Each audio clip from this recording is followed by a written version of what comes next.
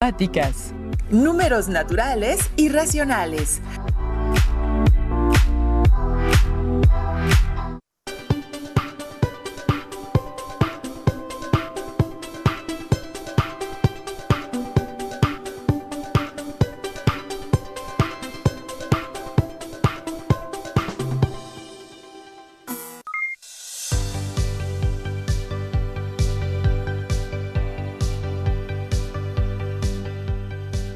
Esta sesión está enfocada a la asignatura de matemáticas para primer grado de secundaria. Yo soy Leslie Mendívil y en esta ocasión será la profesora Lisette García León quien nos guíe a lo largo de la sesión. Gracias, Leslie. Es un gusto acompañarles. Espero que la sesión sea enriquecedora y que se apropien de los aprendizajes que estudiaremos.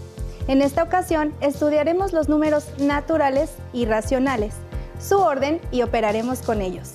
Sabemos que el estudio de las matemáticas puede ayudarles a desarrollar diferentes habilidades cognitivas. Les sugerimos tomar nota de cada una de las actividades que se desarrollarán. Pongan mucha atención ya que comenzaremos con otra aventura llena de conocimiento. Como les comentaba, en esta sesión trabajaremos con algunas actividades que nos ayudarán a operar y ordenar los números naturales y racionales. Para lograr un mejor alcance de la información, les recomiendo tener siempre cerca de ustedes su cuaderno o, si prefieren, hojas reutilizables, lápiz, goma, regla y su libro de texto de la asignatura de matemáticas. Así podrán anotar toda la información relevante. En caso de tener discapacidad visual, preparen hojas Leyer, punzón y regleta. ¡Iniciamos! ¿Nos sentamos, maestra? Claro. Para empezar, quiero contarles que una de mis hermanas, Claudia, es contadora en una empresa de telefonía en donde una de sus funciones es analizar el estado de la situación financiera de la empresa. Esta se calcula sumando el pasivo, que se refiere a las obligaciones pendientes de pago de la empresa, más el capital, que son los recursos con los que se cuentan, a partir de la aportación en dinero o en especie que realizan sus socios. De esta manera se obtiene el activo que comprende los recursos que posee la empresa para el desarrollo de sus actividades. Y me he dado cuenta que las cantidades que se utilizan muchas veces son números decimales muy grandes. ¡Qué bien, profesora! Justo ahora nos diste un ejemplo claro del uso de estos números. Y esta es solo una de tantas aplicaciones de los números decimales y de las operaciones que realizamos con ellos. Así es, Leslie. Y en el caso mencionado de mi hermana, es de suma importancia realizar los cálculos correctos, ya que de eso depende la interpretación de la capacidad financiera de la empresa. Por otro lado, volviendo al ejemplo de mi hermana, una de sus compañeras analiza el salario mensual de algunos de sus empleados, ya que quien logra mejores resultados adquiere el reconocimiento de empleada o empleado del mes, y con ello pueden adquirir algunos bonos monetarios de productividad, los cuales varían, ya que se obtienen con base en el esfuerzo que cada quien realiza. Dichos bonos se otorgan de forma quincenal. Me imagino que si organizamos la información en una tabla podemos visualizarla mejor y así descubrir la cantidad que recibe cada empleado durante un mes por conceptos de bonos ganados para aplicar el tema de la sesión. Excelente idea, Leslie. Utilizaré una imagen y te voy a pedir, por favor, que me ayudes a describir lo que observas en la tabla. Les sugiero, alumnas y alumnos, tomar nota y copiar la tabla en su cuaderno. Muy bien, maestra. La primera columna muestra el nombre de los empleados que ganaron el bono.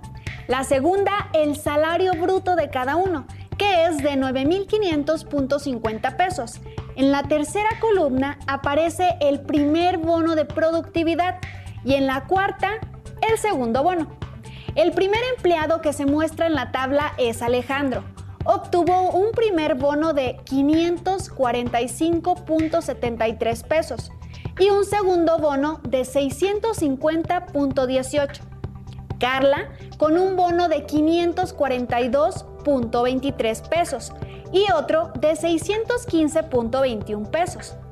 Después tenemos a Ana con 545.56 pesos en su primer bono y 610.26 pesos en el segundo. Luego está Eduardo, con un bono de 546.29 pesos y otro de 612.18 pesos, seguido de Sofía, con su primer bono de 547.36 pesos y otro de 695.19. Y por último, Francisco obtuvo un bono de 545.28 pesos y el segundo fue de 673.85. Analicen la información de la tabla. ¿Quién es el empleado o empleada del mes? ¿Quién obtuvo un mayor salario? Muy bien, alumnas y alumnos. Ahora que ya tenemos y analizamos la información en la tabla, les pregunto, ¿qué debemos hacer para calcular el salario total o neto de cada una de las personas que aparecen en la tabla? Efectivamente, tenemos que sumar el salario inicial con los bonos que obtuvo cada quien para obtener su salario neto, por lo que agregaremos una columna a la derecha de nuestra tabla. Profesora, ¿qué le parece si nos precisa cuál es el procedimiento para sumar números decimales? Claro que sí, Leslie. Para sumar estos números decimales debemos realizar lo siguiente. Allá en casa les pido que realicen las operaciones y vayan completando su tabla junto con nosotros. Comencemos con Alejandro. El dinero que obtuvo con sus bonos fue de 545.73 y 650.18 pesos. Colocamos un número debajo del otro de manera que el punto decimal quede alineado. Una vez hecho esto, ya podemos sumar los números empezando de derecha a izquierda. Es claro cómo los números están colocados de manera que coinciden las unidades decenas y centenas, así como los décimos y centésimos. Realicen la suma. ¿Qué resultado obtuvieron? Excelente, el resultado es 1.195.91 centésimos. Este número corresponde al dinero que obtiene Alejandro por sus dos bonos, es decir, 1.195.91 pesos. Ahora falta sumar el salario bruto, para lo cual seguimos el mismo procedimiento. Colocamos una cantidad sobre la otra, alineadas con el punto decimal, y sumamos de derecha a izquierda. Consideren que el punto decimal se coloca en la suma alineada con los puntos de los sumandos. Al resolver la operación, obtenemos que el resultado correcto es 10.696.41, que corresponde al salario neto de Alejandro. Ahora podemos colocar el salario neto de Alejandro en la tabla y queda de la siguiente manera. ¿Siguieron el procedimiento? ¿Obtuvieron el mismo resultado? Profesora, pienso que lo tengo claro. Permíteme intentarlo, calculando el salario de Carla, que es la siguiente en la lista. Adelante, y ustedes en casa también resuelvan las operaciones. Carla obtuvo con sus bonos 542.23 y 615.21 pesos, respectivamente. Así que acomodaré los números de manera que el punto decimal quede en la misma columna. Luego sumo de derecha a izquierda y el resultado de la suma es de 1.157.44. Ahora, este número debemos sumarlo con el salario bruto para obtener el salario neto. Así tenemos 1.157.44 pesos que corresponden a los bonos de Carla, más 9.500.50 pesos del salario bruto.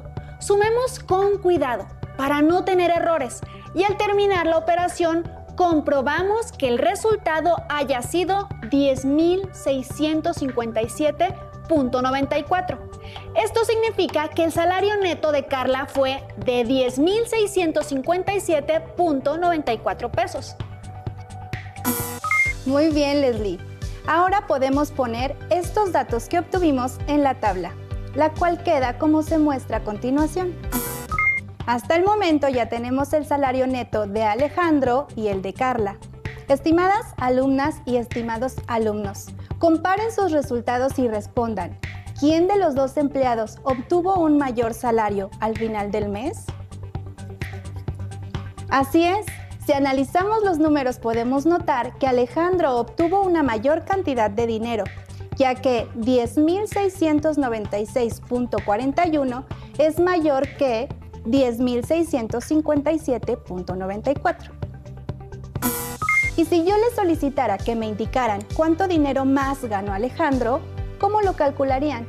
¿Qué dices tú, Leslie? Bueno, podríamos sacar la diferencia que existe entre ambos salarios mediante una resta. Y al hacerlo queda de la siguiente manera. Colocamos el número 10.696.41 menos 10.657.94, tomando en cuenta, al igual que en la suma, la alineación del punto. Comenzamos a restar las cantidades y así encontramos que Alejandro obtuvo 38.47 pesos más que Carla. Les propongo un reto. Realicen las operaciones necesarias para calcular el total de dinero que obtienen Ana, Eduardo, Sofía y Francisco al final del mes y completen la tabla. Posteriormente analicen los resultados. Para contestar las preguntas que planteamos al inicio, ¿quién es el empleado del mes o empleada del mes? ¿Y quién obtuvo un mayor salario? Leslie, por favor, muéstrenos la información. En casa, copien los resultados en su tabla. Así es, maestra. La tabla que aparece en pantalla muestra los salarios netos de los empleados, después de sumar sus bonos, como podemos observar. Alejandro ganó 10.696.41 pesos. Carla, 10.657.94. Ana, 10.656.32. Eduardo, 10.658.97. Sofía, 10.743.05. Y Francisco, 10.719.63 pesos. Como pueden ver, Sofía fue la empleada del mes porque obtuvo el mejor salario. En casa, comprueben que esto es cierto. Una vez que hayan hecho las operaciones necesarias, comprueben que sus resultados sean correctos. Profesora, tomando como detonador el tema que estamos estudiando, quiero plantear una situación. ¿Es posible? Por supuesto, Leslie. Esta es una manera activa de participar, buscando ejemplos y situaciones que pongan en práctica nuestros conocimientos. Adelante. Bueno, fíjese que voy a realizar un viaje en avión. Y en las políticas de reservación está estipulado que se puede llevar 3 maletas y el total de kilogramos permitidos es de 25. Si sobrepaso esta cantidad, debo pagar un costo adicional. Ya he pensado que mis maletas van a pesar un poquito más, esto ya lo he previsto. Pero utilicé una báscula que está configurada de manera que me arrojó los resultados con números racionales y no comprendí muy bien la información. Los datos que obtuve fueron los siguientes: 9 enteros, 2 octavos kilogramos en la primer maleta, 12 1/4 kilogramos en la segunda maleta y en la tercera pesa en total 3 4/6 kilogramos. Mi pregunta es, ¿estaré dentro del límite permitido? Podemos contestar tu pregunta siguiendo diferentes caminos. Una opción es realizar la suma de las cantidades y para eso podemos comenzar convirtiendo los números mixtos en fracciones impropias. Veamos, comencemos con 9 enteros 2 octavos. Debemos multiplicar el denominador por el entero y posteriormente sumarle el numerador. De esta manera tenemos que 8 por 9 es igual a 72 y 72 más 2 es igual a 74. Por lo tanto, la fracción impropia es 74 octavos. Siguiendo el mismo procedimiento, ahora vamos a convertir la fracción impropia 12 enteros 1/4 Así que multiplicamos el denominador 4 por 12 y obtenemos 48. Luego a este número le sumamos 1 y nos da 49. La fracción es 49 cuartos. Por último, trabajaremos con la fracción 3 enteros 4 sextos. Mentalmente hagan las operaciones necesarias para convertir este número mixto a una fracción impropia. ¿Cuál es la respuesta? Así es, 22 sextos. Hemos escrito como fracción los números enteros de cada uno de los números mixtos. Ahora debemos sumarlas. Un método que podemos seguir es sumar las dos primeras fracciones. En este caso nos quedaría de la siguiente manera. 74 octavos más 49 cuartos es igual a... Para sumar las fracciones las convertimos a fracciones equivalentes con el mismo denominador. Analizando los números podemos ver que es posible obtener una fracción equivalente a la fracción 74 octavos en donde el denominador sea 4. Para eso podemos dividir a ambos números de la fracción, numerador y denominador, entre 2, por ser ambos números pares. De este modo obtenemos que 74 entre 2 es igual a 37 y 8 entre 2 es igual a 4. Por lo tanto, la fracción equivalente a 74 octavos es 37 cuartos. Así la suma ya es más sencilla de resolver, ya que únicamente tenemos que sumar los numeradores. Vamos a hacerlo. 37 más 49 es igual a 86. Así que el resultado de la suma de estas dos fracciones es 86 cuartos. Con esto ya tenemos que la masa de 2 maletas es de 86 cuartos de kilogramo. Hasta aquí vamos muy bien. ¿Qué tendríamos que hacer ahora? Ahora debemos sumar el total de kilogramos que obtuvimos en las primeras 2 maletas con la tercera. Exactamente. ¿Y cómo haríamos este procedimiento? Realícenlo en casa. Leslie, ¿quieres intentarlo? Claro. Debemos sumar 86 cuartos y 22 sextos. Pienso que para obtener un común denominador podemos multiplicar las fracciones por algún número, es decir, podemos multiplicar al numerador y al denominador de la fracción 86 cuartos por 3 para obtener un denominador 12 y a la segunda fracción multiplicarla por 2, tanto en el numerador como en el denominador. Así es. De esa manera obtenemos lo siguiente. La fracción 86 cuartos queda 86 por 3 es igual a 258 y 4 por 3 es 12. La nueva fracción es 258 doceavos. Y en la segunda fracción multiplicamos 22 por 2, que es 44, y 6 por 2, que es 12. La fracción resultante es 44 doceavos. Muy bien, ya tenemos dos fracciones con el mismo denominador. Ahora podemos sumarlas.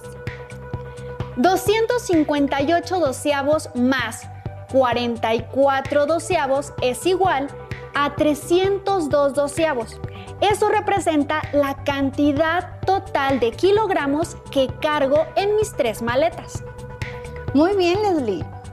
Para poder apreciar mejor la cantidad, convertiremos esta fracción a número decimal, dividiendo el numerador entre el denominador. Y de esta manera obtenemos que el total de kilogramos en tus maletas es aproximadamente de 25.1. ¡Excelente, maestra Liz! Ahora entiendo que aunque por muy poco estoy excediendo el límite, ya que el peso máximo permitido por la aerolínea es de 25 kilogramos en total. Así que sacaré algunas cosas para no pagar el costo adicional. Muchas gracias por la ayuda, maestra. Es un placer, Leslie. Ahora, a partir de lo que acabamos de estudiar, les tengo un reto. Pongamos atención en las dos fracciones impropias que representan el peso de las dos primeras maletas. Les pregunto, ¿Cuál de ellas es mayor? ¿Qué podrían hacer para compararlas? Así es, pueden ubicarlas en una recta numérica como anteriormente lo hemos trabajado. Otra estrategia que pueden utilizar es la de productos cruzados, que consiste en lo siguiente. Comparemos las fracciones 74 octavos y 49 cuartos. ¿Cuál de ellas creen que es mayor? Vamos a comprobarlo siguiendo estos pasos. Primero multiplicamos los denominadores. El resultado es 32. Posteriormente multiplicamos de forma cruzada y completamos las fracciones. Tenemos del lado izquierdo el resultado de 74 por 4, que nos da 296. Así obtenemos la fracción 296 sobre 32, que es equivalente a 74 octavos. Del lado derecho, al multiplicar 49 por 8, obtenemos 392. La fracción resultante es 392 sobre 32, que es equivalente a 49 cuartos. Perfecto, profesora Alice. Ahora comparemos estas dos fracciones. Vemos que 296 sobre 32 es menor que 392 sobre 32. ¿Vieron qué útil puede ser cruzar productos? Sumen esta información a sus anotaciones. La comparación que acabamos de realizar me recordó que una de las escuelas en las que laboro realizó una competencia en un deportivo entre los alumnos, en una pista de 400 metros como la que se muestra. Los alumnos que compitieron se inscribieron de manera voluntaria y eran de distintos grados. Cada uno de ellos tuvo 2 meses previos de preparación. El día de la competencia fue muy notorio que algunos se prepararon mejor que otros, ya que en el primer minuto la diferencia entre las distancias recorridas ya era muy marcada. A continuación les presento la tabla con el total de la distancia recorrida en 1 minuto con respecto al tamaño de la pista. Por favor, tomen nota en su cuaderno. Como podemos observar en la tabla, el alumno A ha recorrido una distancia de 3/6 del total. El alumno B, 5/9. El alumno C recorrió un total de 2/5 de la pista. El alumno D, 2/7 del total. Y el alumno E recorrió 3/8 del total. Les pregunto, ¿cuál de los 5 alumnos recorrió la mayor distancia en el primer minuto? Ya sé lo que tenemos que hacer, maestra. Vamos a comparar las fracciones de la misma manera que lo hicimos con las maletas. Excelente idea, Leslie. Comencemos con los alumnos A y B. Muy bien, profesora. Hagámoslo. Comencemos con las fracciones 3/6 y 5/9. Según lo que hemos visto, primero debemos multiplicar los denominadores. 6 por 9 es igual a 54. Enseguida multiplicamos de manera cruzada 3 por 9, que nos da 27. Completamos la fracción y 5 por 6, que nos da como resultado 30. Las fracciones resultantes son 27 sobre 54 y 30 sobre 54. ¿Cuál de ellas es mayor? ¿La que corresponde al alumno A o la que corresponde al alumno B? Es mayor la que corresponde al alumno B. Excelente, Leslie. Ahora comparemos la fracción original que corresponde al alumno B, ya que fue la mayor en la comparación anterior, con la fracción que corresponde al alumno C. Veamos. La fracción del alumno B es 5/9 y la fracción del alumno C es 2/5. Multiplicamos ambos denominadores y resulta 45. Lo colocamos en ambas fracciones. Ahora multiplicamos 5 por 5, que es 25, y lo colocamos en el numerador de la primera fracción. Después 2 por 9, que nos da 18, y lo colocamos en el numerador de la segunda fracción. Así obtenemos las fracciones 25 sobre 45 y 18 sobre 45. ¿Cuál de ellas es mayor? La fracción correspondiente al alumno B, lo que quiere decir que hasta el momento ha sido quien recorrió la mayor distancia durante el primer minuto. Es correcto, Leslie. El reto para las alumnas y alumnos será realizar los cálculos y comparaciones necesarias para determinar quién de los 5 alumnos recorrió la mayor distancia en el primer minuto de la competencia. Ustedes pueden. Les recomiendo que usen la estrategia que estudiamos, o bien, si lo prefieren, trabajen con el apoyo de una recta numérica. ¡Excelente, profesora Liz! Es un buen reto para los estudiantes. Ahora dígame, ¿qué fracción de nuestro tiempo de sesión piensa que nos reste? Yo pienso que no nos queda más que una pequeñísima fracción, lo necesario para despedir la transmisión. Hemos terminado por esta ocasión. Fue un placer acompañarlos en esta aventura llena de conocimientos. Estuve muy feliz de trabajar una vez más con ustedes. ¡Hasta la próxima! Si tienes dudas o necesitas ayuda,